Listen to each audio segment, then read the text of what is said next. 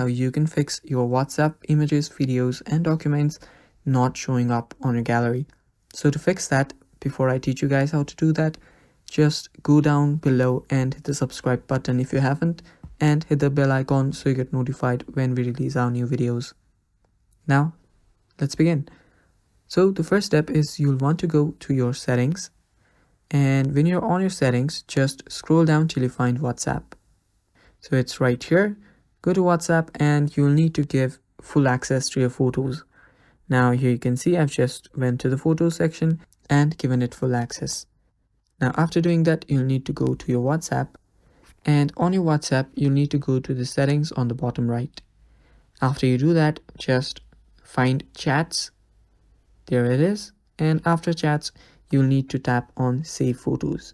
Now after doing that, it will automatically save your images and videos on your photos. So that is all the settings that you'll need to set up. And yeah, that is basically it for the video too. Thank you for watching, guys. That is all. Stay tuned for more, and